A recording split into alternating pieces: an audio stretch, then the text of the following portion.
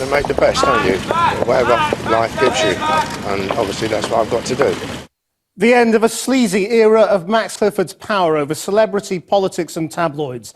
Jailed for 8 years for a string of sexual assaults. Good evening. His victims were as young as 12, but he called them fantasists and liars.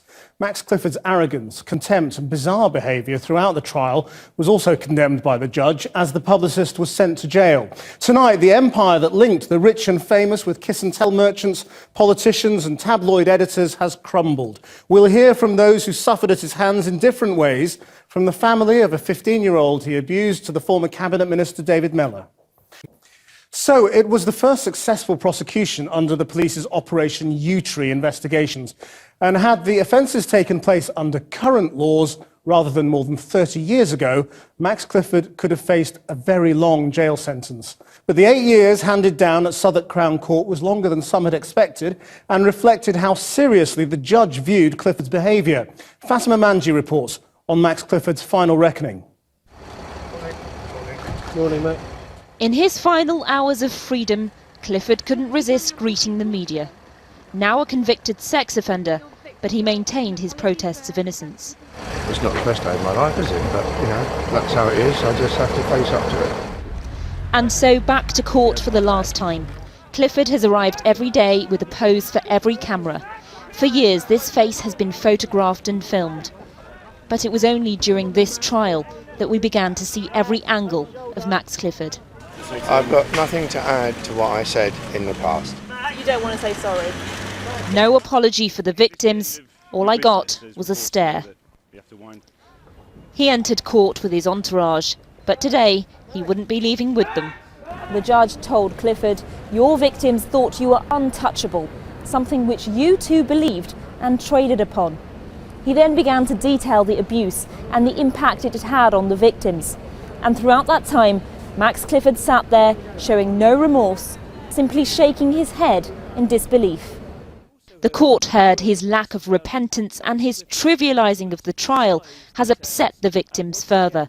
The judge said this clip of Max Clifford mocking a reporter was extraordinary and caused additional trauma. Could you imagine you're bringing the person that abused you all those years ago to court? You've managed to pluck up the courage to do that. And he's just basically laughing at you. He's laughing in your face and in front of the media. He's doing it for it to be splashed across the papers and on TV. So that was he was mocking them. The judge told Clifford because of the historic nature of his offences, the maximum for each was 2 years.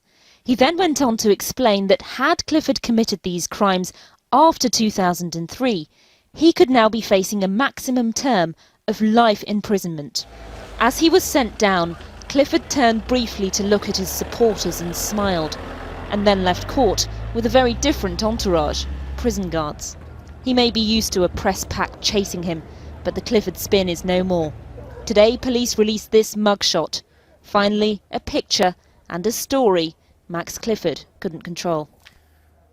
And our reporter Fatima Manji has been talking to the sister of one of Clifford's victims who wished to remain anonymous. Her words are spoken by an actor. This is what she had to say. He deserved every single day of that sentence period. It's been a whole process that we've been through. At times it's felt like we were on trial. We were appalled to see him in the dock shaking his head as if he hadn't done any of this. When she first told you about what had happened to her, what was your reaction? I was horrified. My first reaction was that he'd actually crossed the threshold of our home. He'd come into our front room. He'd been welcomed by our parents. We'd been absolutely duped. I was just sickened that we'd all been taken in by him, and the fact that I didn't know any better at the time.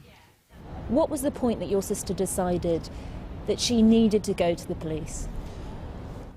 The point she decided actually was when a friend phoned her up and said, "Have you seen him on the television?" And he was talking post-Savile about his contacts, people that he worked for and how they were very worried, saying that it was a witch hunt. He was very derogatory about the whole thing, about the length of time that witnesses had taken to come forward, and she was so annoyed by him being on camera saying that tipped her over the edge. And she decided she was going to take the power and take it forward and go to the police. He has never said sorry. Do you and your sister need him to? It wouldn't be good enough. This has been a big ordeal for our family. It's not good enough. And do you now feel you can move on? I hope we can move on, and I think we will. Well, Max Clifford was one of the most powerful people in the British media for around a quarter of a century. With an unrivaled range of contacts among both celebrities and the press, he was able to make and break careers by planting the right words in the right ears. But his kiss-and-tell empire began to unravel when he himself was caught in a web of allegations.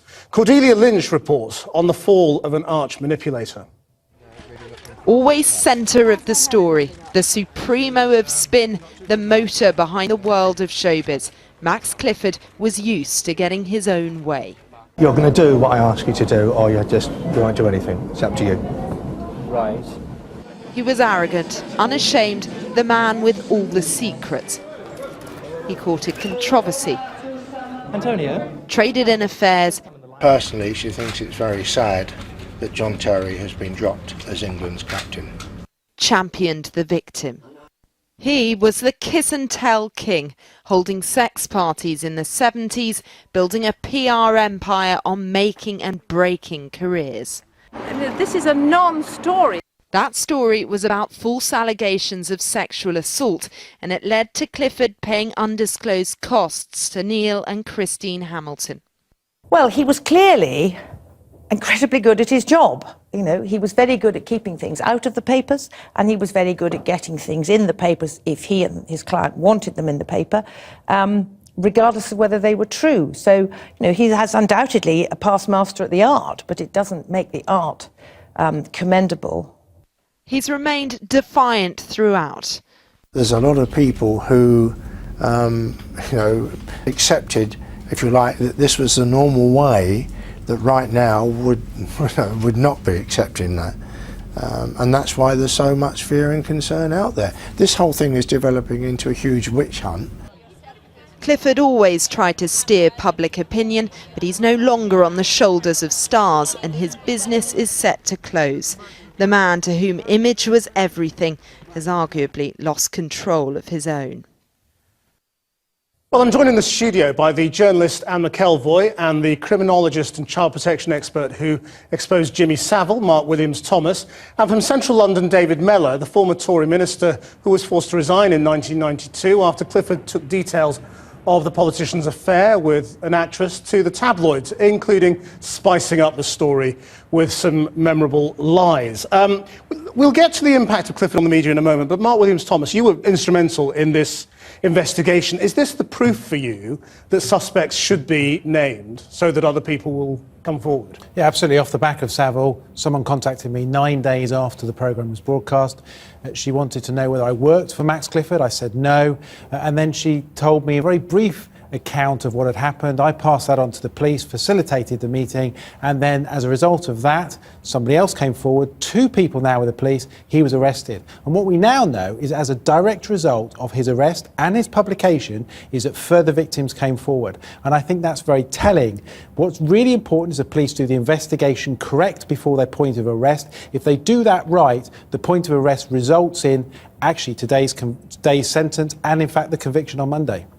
Because obviously there have been a couple of famous cases recently that have gone badly for the Crown Prosecution Service, and this debate had started up again about the naming of people and the ruining of their lives.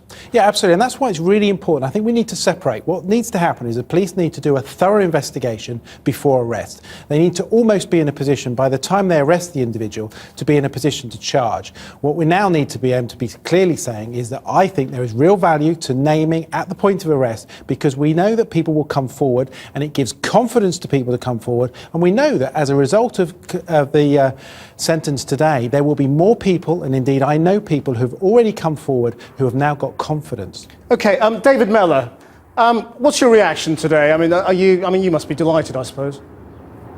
Yes, I am, because Clifford gratuitously invented a lot of lies about me that was humiliating, not just to me, but to members of my family. And of course, the worst of it was that Jimmy Savile survived because the BBC tolerated what he did on their premises, to their shame.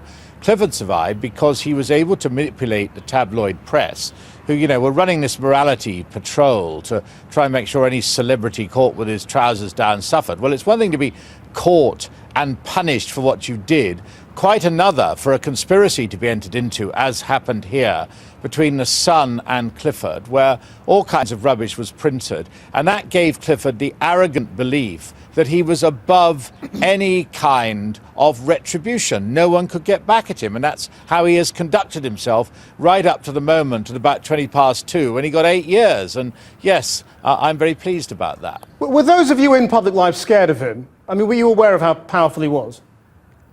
No, I rather think, tragically, as I shall be saying in the Daily Telegraph tomorrow, I think I rather invented him. Before that, he'd had Freddie Starr eating a hamster, and he'd redone all the football shirt stuff with Derek Hatton, but he wasn't well known. No, we weren't frightened of him. I think we despised him. And what I think it's a good thing he's gone to prison for 8 years, and well done the judge who plainly took against him, because what he did to I'm not really a victim of his. I'm a big boy. My life is fine. But for some of those girls who, as only in their mid-teens, were abused by Clifford, not just sexually abused, but then humiliated afterwards. And that's the awful thing about him, his joy in humiliating people. But my sense about Clifford is that it's one thing for him to go to prison, but what also has to be locked in a dark hole where the sun don't shine is Cliffordism, which I would define as a conspiracy between a man like Clifford, who found these people who had kiss and tells, and then added details that were lying about what had happened in order to make a tabloid front page look even better. Now, we want to see an end of Cliffordism and not just an end of Clifford. Anne McElvoy, any chance of that? Well, if you're talking about the future of kiss and tell, I think David Mellor's nice phrase, Cliffordism, it will still be alive and well. I suppose kiss and tell will end when politicians stop kissing. Kissing indeed, or kissing the wrong people. I think we allow them to kiss some people. But I think it really is a more interesting... Well, hang on, let me finish, David. You've had a say. Let me have a go here, David. All right, it's a good point, well made. Yeah, all right. And the media, whatever you want to do over in kiss and tell. But the fact is that there is an appetite for this, that people do want to read it. They're prepared to pay it. And let us also point out that television programmes and news programmes often follow it up. So what Max Clifford was getting rich from was a huge appetite for celebrity stories. I mean, you've got David Mellor here speaking for the political class, but mainly he made his money out of celebrities and kiss and tell celebrity stories. And that really kind of fired the great expansion of tabloid newspapers, particularly in the period when he was at a peak. Now, I don't think it would be possible, particularly in the wake of this story, for one person to have that control that he certainly had and that influence over a number of newspapers. But there are other... The phenomenon itself is not going to go away. I mean, there are other Svengalis out there, former editors and newspaper people who've now gone into public relations who, I suppose, well, a number of things have changed, though, Christian. Certainly, the Leveson inquiry has made that desire for standard of proof is higher, and that applies also to the tabloids. There are many more stories that they don't publish that they probably would have done before, which would have been a bit dodgy or a bit more speculative.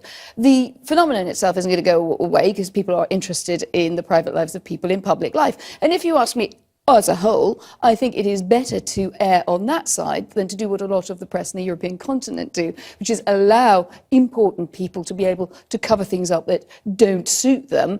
And often when you're covering that up, you're covering up other things beside. So there is a balance to be struck here. And the fact that Clifford is, a criminal, a convicted criminal, and a particularly sleazy and unpleasant man mustn't blind us to the fact that, that what he did was part of a business that is going to continue because there is, I think, a fairly legitimate appetite for it. Mark Williams-Thomas, I mean, having been so instrumental in all of these investigations, is there more to come? Or are the police on top of all the cases who've come to you, for example? No, I mean, this is ongoing. What we now know, of course, is that children have been abused for many, many years, and finally they're now feeling the confidence to come forward. And I think the police forces, I think the Crown Prosecution Service have really acted up, and they're starting to make real inroads in taking accounts from people and taking it forward. And I can tell you very clearly that there are other people that the police will be investigating, are investigating in due course.